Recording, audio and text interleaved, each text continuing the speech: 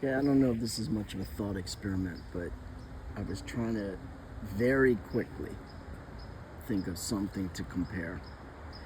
So imagine you're a teenager or and you've got your parents have to go out to do something and they want to leave you there, your baby brother or baby sister.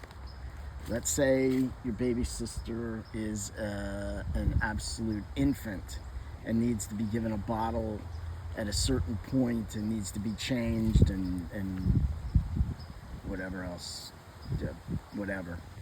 Or it's a 1 year old and your baby brother, your baby sister, and you're supposed to watch them.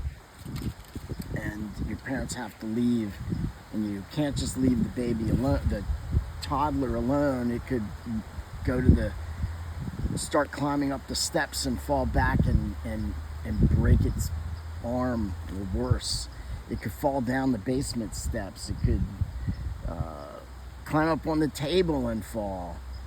It wouldn't be able to have water. It couldn't get itself water or food. It couldn't probably at 1 year old take itself to the bathroom. It wouldn't know when to go to bed. It might eat something in the refrigerator, drink something that it finds that it shouldn't drink into the cabinet.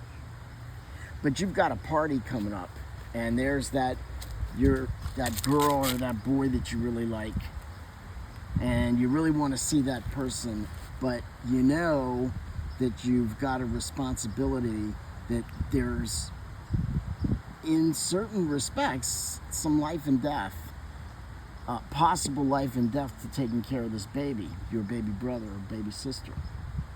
But you really want to go to that party. You really want to go see that movie. You want to go to that football game. You want to go to the club or whatever it is. So what's more important? You meeting up with that girl or that boy, or you going to go dance, or going to cheer on your high school team, or the life and death or injury of your baby brother or baby sister? Which in the long run do you have to make the decision to choose? The only decision that there really is. Well, actually, another decision, I suppose you could take the baby with you. But work with me on this what do you call it? Not thought process. Work on me on this thought experiment. Let's say you can't take the baby with you. So what is the only decision you can make? What is the only proper, correct, moral decision?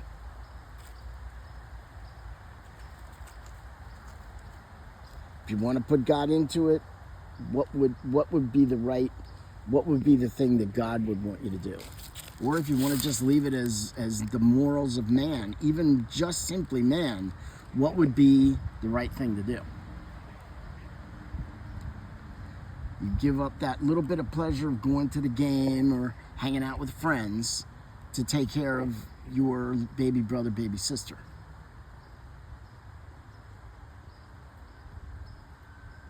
I think anyone old enough with any kind of morals or any kind of virtue, any kind of proper thinking would say you have to take care of the innocent first and worry about your particular pleasure later.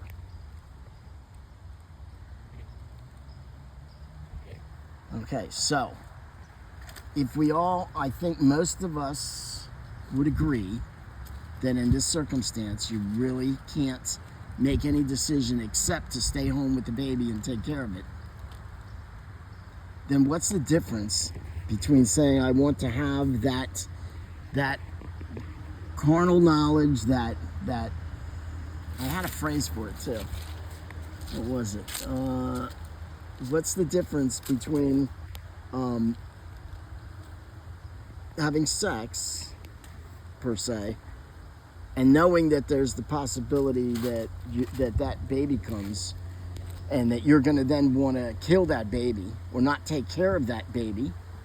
You're not going to want to own up to that baby, or to say I should forego until, and do the right thing and take care of that future baby that certainly could be part of the scenario.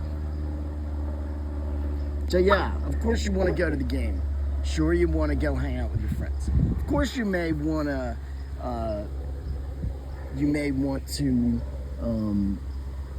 indulge your primal urges, but is that the right thing to do?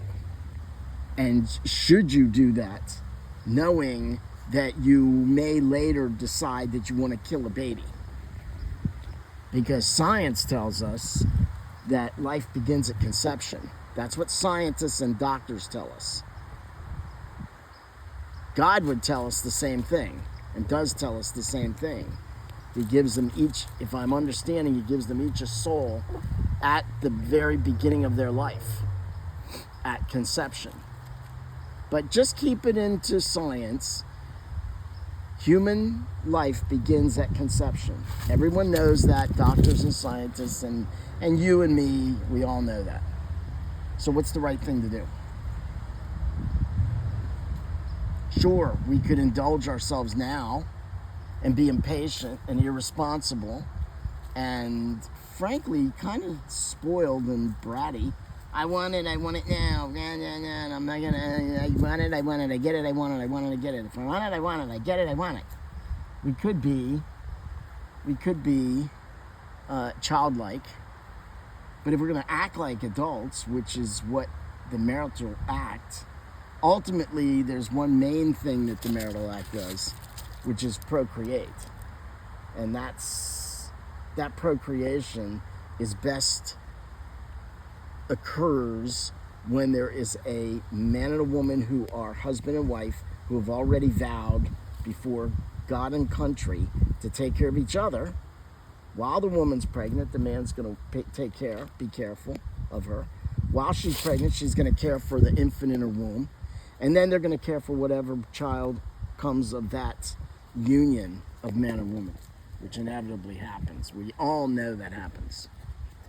Okay, so anyway, that was just a little, I tried to think of something, and I gave it about 2 minutes, so hopefully, whatever.